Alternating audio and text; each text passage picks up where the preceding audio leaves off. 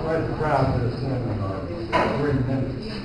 Lived there 28 years, George Clinton, local resident. We always had LA County. This is not the city, this is the county. You have to get your funds this way. About 2 years ago, we had a meeting. Young couple both worked. Had a neighbor with dogs. In the middle of his yard, he cleaned up the food. The microphone. We can't hear you. It's a microphone. He cleaned up the food in the middle of his yard. Anything close to his neighbor's fence went over the hill. Went over to people's place. That's nasty. So town council didn't know what to do about it. But we had a man in a suit over here from LA County. And I said, hold it. Right there, it's Mr. LA County. Now we always had county, because we've always been county out there.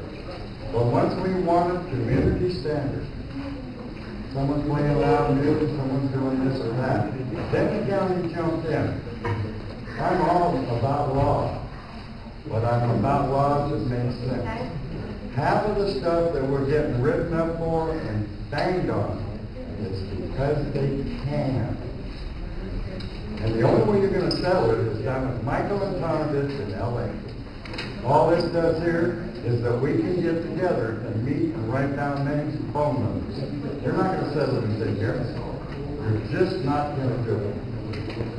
But I don't like an officer to pull me over just because he can. And I am an old car man, just like the man just spoke. I don't like that. And I do have a lot of money in cars. If I've got a fire hazard, I'll clean it up. If some tragedy, I'll clean it up. Give me time. I'm a law-abiding citizen. I don't like them when they come in with death threats. I got letters. The first one is they want $606. 60 days later, or whatever it is, they want $2,000 and something. I can bring the letters. And then some of them are $1,000 per day. Per day per car. Does that make sense? Are you General Motors or Ford? It's the same law, and they say, well, if the law can be done for GM and Ford, why don't we just scare the hell out of everybody in the country? I never want to get angry. If they have a deal anymore, if you ever hear that word come out of your mouth, some judge will tell you got to go to anger management classes for a year. By the way, we've got to pay for it. So I just want everybody to know you're not going to settle a darn thing at a town council other than to meet one another and hear what's going on.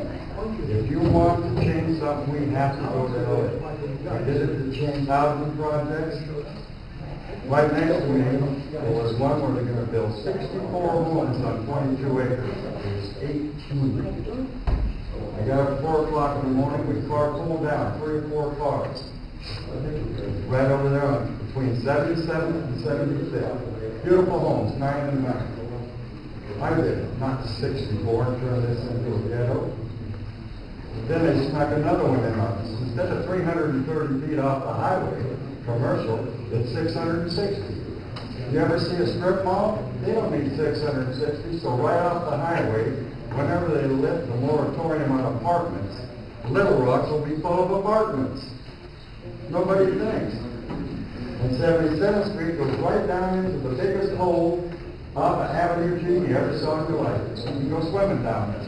And someone in L.A. sitting on a seat in L.A. said that ought to be a 4-lane. So help me. You know how many billions of dollars that would cost? I want responsible government, whether it's set here on this council. All of us can run. I'm old now. I want to be left alone. But I'm willing to help. And I don't just come here because of my cars. I come here if you have a dog problem, or a nasty neighbor problem, or a neighbor who's got a drug problem. I'm here for everyone in Little Rock. I'm here for everyone in the city.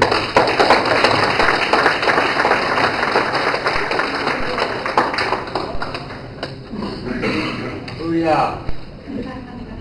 Our person's last house to come up.